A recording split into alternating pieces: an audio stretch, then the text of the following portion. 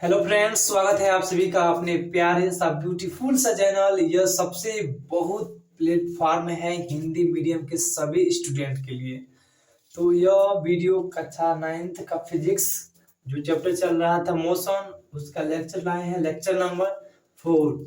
अगर आपने इससे पहले वाले 3 लेक्चर को नहीं देखे हैं तो आप जाके सबसे पहले उन लेक्चर को देख ले, अन्यथा आपको समझने में कुछ दिक्कत कर सकता है। तो शुरू करते हैं बिना देर के। तो आज का टॉपिक है वेग और त्वरण। तो वेग क्या होता है और त्वरण क्या होता है। जैसे मान लीजिए कोई बाइक चलाता है व्यक्ति, तो उसका वेग क्या है, उसका त्वरण क्या है। तो सबसे पहले हम बात करते हैं वेग। वेग बोले तो होता है वेलोसिटी। पहले तो हम लोग जानते हैं, बोला ना सिटी में वेलोसिटी। तो इसका मतलब होता है विस्थापन के समय दर को वेग कहते हैं। वेग का मात्रक मीटर सेकेंड होता है। वेग एक सदिश राशि होता है। वेग सदैव प्लस जीरो माइनस कुछ भी हो सकता है। वेग का विमीय सूत्र mgl/t1 होता है। अब बात करेंगे बहुत ही इंपोर्टेंट सेक्शन कि अगर वेग का सूत्र विस्थापन बटे समय है तो समय बटे विस्थापन क्यों नहीं। अगर वेग का सूत्र समय बटे विस्थापन है तो विस्थापन बटे समय क्यों नहीं। तो आपको बताना है इसका क्यों।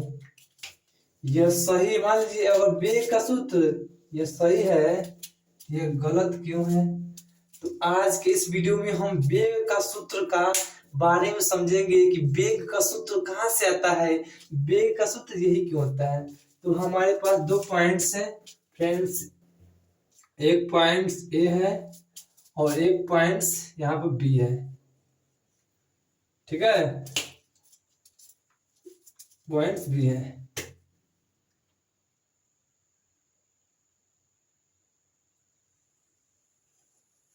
एक रास्ता,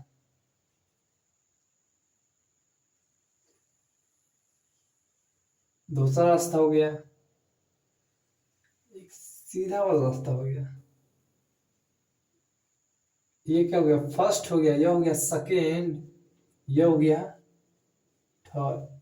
जैसे हम आपको बताए थे कि जो चाल का फार्मूला क्या होता है, दूरी बटे समय। वैसे ही वेग का सूत्र क्या होगा, विस्थापन बटे समय। क्योंकि सबसे पहले मान लीजिए आपको कोई व्यक्ति है, मान लीजिए कोई व्यक्ति है, या अगर ए बिंदु से बी पर जाएगा, पहले क्या होगा, विस्थापन हो जाएगा। तो एक बिंदु से दूसरे बिंदु के बीच की शॉर्टकट डिस्टेंस क्या है, ये दूसरे वाला रास्ता क्या है, शॉर्टकट है। तो ये क्या होगा, विस्थापन। तो सबसे पहले क्या आएगा, विस्थापन आएगा। क्या आएगा, विस्थापन। उसके बाद क्या आएगा, समय आएगा। तो कि क्या देगा, वेग देगा। इसीलिए वेग का सूत्र क्या होता है, विस्थापन बटे समय। और आप कोर्स इससे रिलेवेंट भी कर सकते हैं फ्रेंड्स। देखिए विस्थापन का मात्रा क्या होता है, मीटर प्रति सेकेंड। वेग का मात्रा क्या होता है, मीटर प्रति सेकेंड। जो वेग है 0 प्लस माइनस हो सकता है, यह चाल केवल प्लस हो सकता है, 0 और माइनस कभी नहीं हो सकता है। तो आपको यह वेग के बारे में पूरा डिटेल्स जानकारी हो गया। तो हम इसको इरेज कर देते हैं फ्रेंड्स।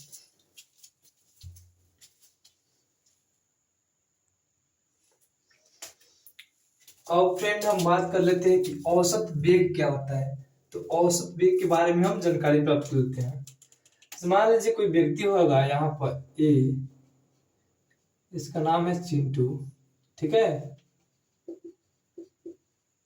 तो एक बिंदु से दूसरे बिंदु के बीच की न्यूनतम लंबाई को क्या कहते हैं, विस्थापन।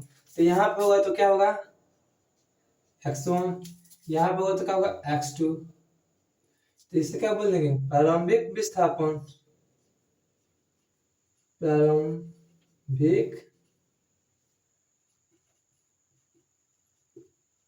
विस्थापन, ये क्या होगा, अंतिम विस्थापन।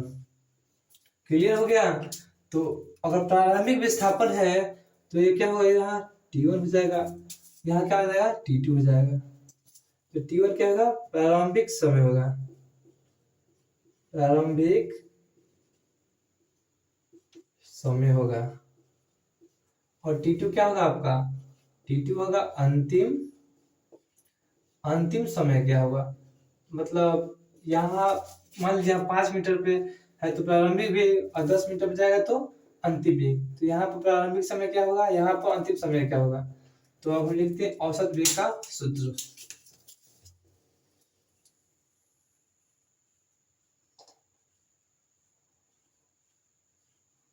औसत वेग का सूत्र क्या होगा, प्रारंभिक मान लीजिए किसमें से घटाएंगे, अंतिम, तो क्या होगा x2 माइनस x1 अपान T2 माइनस T1। तो फार्मूला आपके पास बन गया।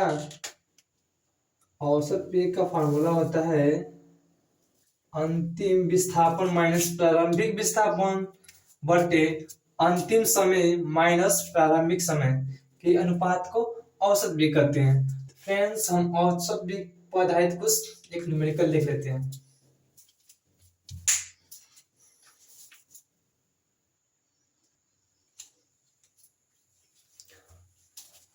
तो फ्रेंड्स, एक बहुत ही अच्छा सवाल है, उसको देख लेते हैं। एक कोई व्यक्ति ए से सी जाता है तो वेग ज्ञात कीजिए। ए से सी जाता है, या ए और बी के बीच की दूरी 3 मीटर है और बी और सी के बीच की 4 मीटर है। तो हम क्या निकालेंगे, अगर डायरेक्ट, अगर वेग का फॉर्मूला क्या होता है, वेग बराबर विस्थापन बटे समय, ठीक है। तो विस्थापन, विस्थापन क्या होगा, 3 + 4, नहीं, विस्थापन आपका 3 + 4 मीटर यानी 7 मीटर नहीं होगा। विस्थापन होता है प्रारंभिक बिंदु ए है, अंतिम बिंदु सी है, इसके बीच की कम से कम दूरी, इसके बीच की दूरी क्या होगा, यह होगा। तो पाइथागोरस प्रमेय हम लगा देंगे यहाँ। तो क्या होगा, AC बराबर क्या होगा, 3 का स्क्वायर प्लस 4 का स्क्वायर 100 कर देंगे, 9 + 16 क्या जाएगा 25, कितना जाएगा 5 आ जाएगा। तो विस्थापन आ गया 5। कोई व्यक्ति है ना, तो टाइम कितना दिया है, इसमें टाइम दिया होगा आपका, टाइम दिया है 2 सेकेंड, 2 सेकेंड में आता है, ठीक है। तो हम लिखते हैं 5/2, क्या होगा 2.5 मीटर पर सेकेंड। तो फ्रेंड्स, आप समझिए कितना इंपॉर्टेंट क्वेश्चन है यह नीट में भी आता है इसी प्रकार क्वेश्चन, कि कोई व्यक्ति ए से सी जाता है कितना सेकंड में, 2 सेकेंड में, तो वेग ज्ञात कीजिए। हम यह नहीं ज्ञात कर ले कि 3 + 4 तभी आएगा उतना, बहुत गलत होगा, क्योंकि विस्थापन का मतलब होता है प्रारंभिक पोजीशन और अंतिम पोजीशन के बीच की कम से कम दूरी यानी लंबाई। तो यही इसकी कम है, तो यह कितना हुआ 5 मीटर। ये क्या है आपका, यह होगा 5 मीटर। तो ये विस्थापन हो गया और समय से हम भाग कर दिए तो क्या आपका वेग निकल गया। फ्रेंड्स, एक बार रिवाइज करते हैं वेग को। विस्थापन के समय दर को क्या कहते हैं, विस्थापन के समय दर को वेग कहते हैं। क्लियर। वेग का मात्रक मीटर पर सेकंड होता है, विस्थापन का मात्रक मीटर होगा, इसका होगा मीटर और इसका होगा सेकेंड, इसे कहते हैं मीटर पर सेकेंड। क्लियर। एक सदिश राशि है, क्योंकि विस्थापन सदिश होता है इसलिए यह किसके समानुपाती है, यह समानुपाती है वेग विस्थापन, तो ये भी सदिश होगा। देखिए सदैव +0, विस्थापन +0 माइनस कुछ भी हो सकता है, इसलिए वेग भी +0 माइनस कुछ भी हो सकता है। और ये एक विशेष सूत्र है जो कक्षा 11 के लिए है, आपको समझ में आएगा तभी सही, नहीं आएगा तो छोड़ दीजिएगा। वेग समझिए, वेग का फार्मूला समय बटे विस्थापन होता है कि विस्थापन बटे समय। तो समय बटे विस्थापन इसलिए नहीं होता है कि कोई व्यक्ति कहीं एक बिंदु से दूसरे बिंदु के बीच में जब जाएगा तो पहले क्या होगा, विस्थापन ऑब्जर्व करेगा, उसके बाद समय। इसलिए वेग का फार्मूला विस्थापन बटे समय होता है। जैसे चाल का फार्मूला दूरी बटे समय होता है, वैसे ही वेग का फार्मूला विस्थापन बटे समय होता है। अब हम फ्रेंड्स इसके बाद हम टावर के बारे में बात कर लेते हैं।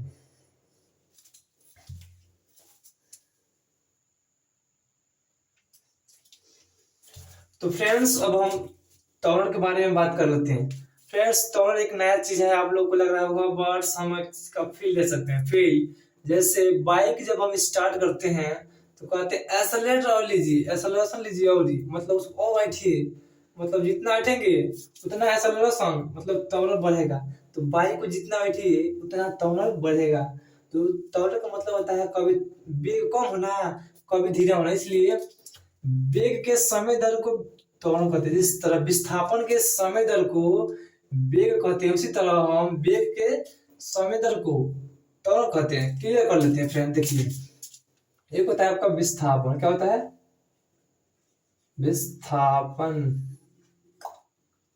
एक होता है आपका वेग, एक होता है त्वरण। विस्थापन को x से, इससे v से, इसे a से। विस्थापन के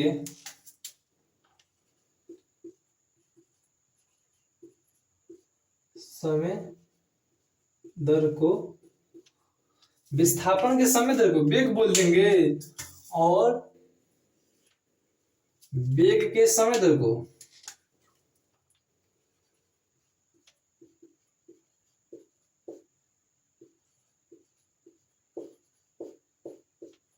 क्या हुआ, ट्रिक्स है, क्या है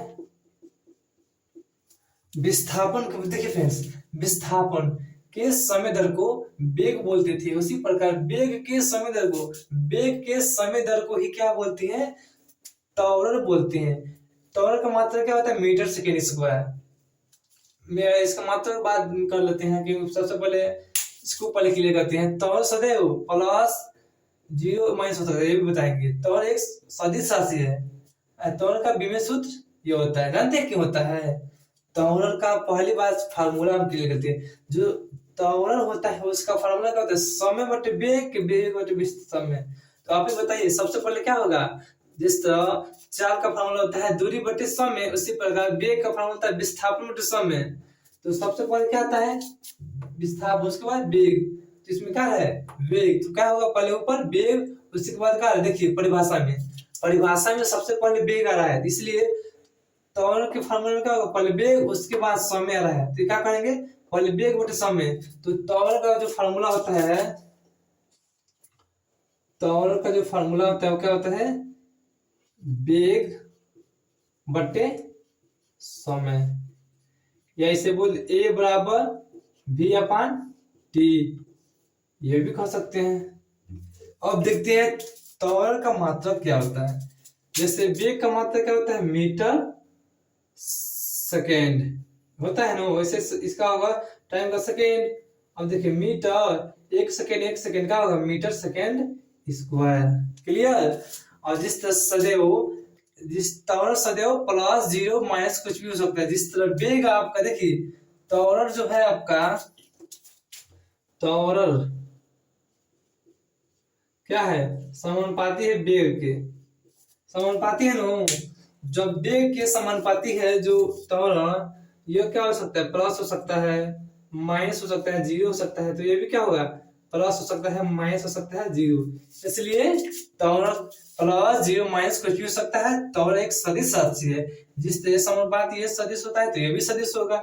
टावर का विमेय सूत्र का m0l1 t2 होता है।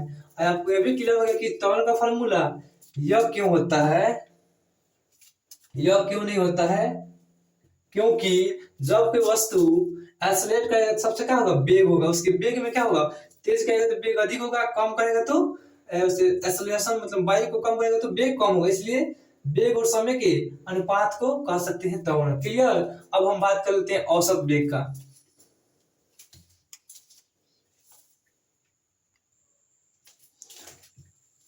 तो फ्रेंड्स औसत वेग के बारे में बात कर रहे थे। औसत वेग क्या होता है? औसत वेग का मतलब ही होता है किसी चीज का योग। तो औसत वेग, जैसे मान लीजिए यहाँ पे एक बाइक है जिसमें आपकी बैठी हुई है, क्या बैठा है? चिंटू। क्या बैठा है? चिंटू।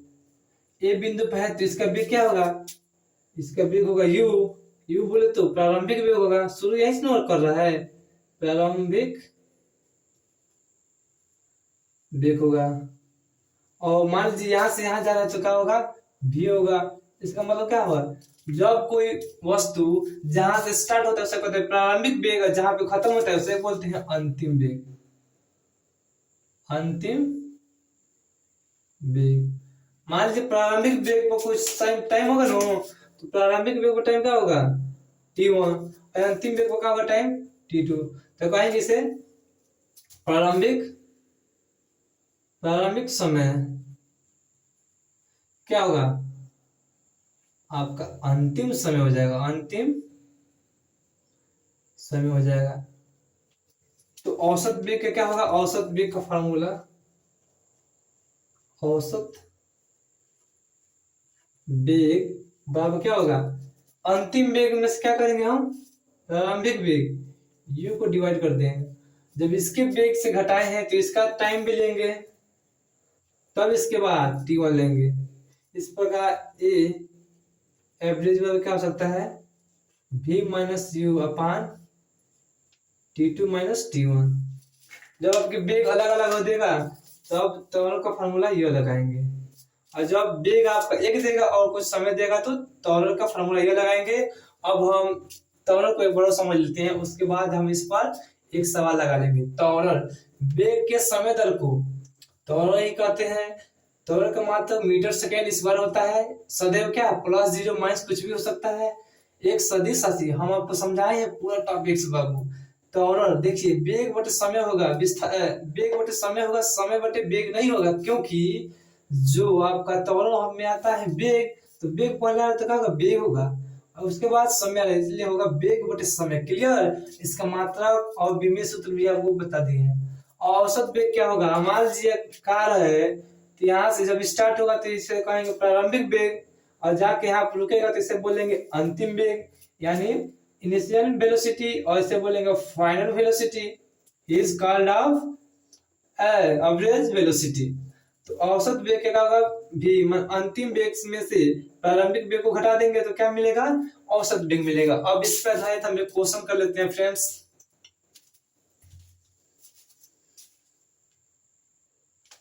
तो क्वेश्चन आपके सामने है, जब कोई वस्तु 4 सेकेंड में 20 मीटर पर सेकेंड के वेग से गतिमान हो तो त्वरण। तो इसमें टाइम मतलब समय कितना दिया है? t बराबर दिया है 4 सेकेंड, और वेग कितना दिया है आपका? 20 मीटर पर सेकेंड। तो आपका त्वरण पूछ रहा है, तो त्वरण का फॉर्मूला क्या होता है? वेग बटे समय। तो वेग आपका कितना है? 20 है, टाइम कितना है? 4, कट के क्या आ जाएगा? 5 मीटर पर सेकेंड स्क्वायर। Clear friends? तो आज हम वेग और त्वरण के पूरे टॉपिक को खत्म करते हैं, और आने वाले वीडियो में हम गति के कुछ इंपोर्टेंट समीकरण के बारे में डिस्कस करेंगे। तो फ्रेंड्स बने रहिए हमारे हिंदी मीडियम के बहुत ही महत्वपूर्ण यूट्यूब चैनल अहमद एनसीईआरटी वाला में आपका फिर से स्वागत करते हैं। और हमारे इस चैनल का उम्मीद यह है कि ग्रामीण और पूर्वांचल क्षेत्र के सभी बच्चों को मुफ्त आप शिक्षा दिया जाए, और यह कोई मकसद नहीं है कि मेरा चैनल सब्सक्राइब कीजिए नहीं कीजिए। अगर आपको अच्छा लगा तो आप सपोर्ट कीजिएगा, अन्यथा कोई जरूरत नहीं है। तो फ्रेंड थैंक यू।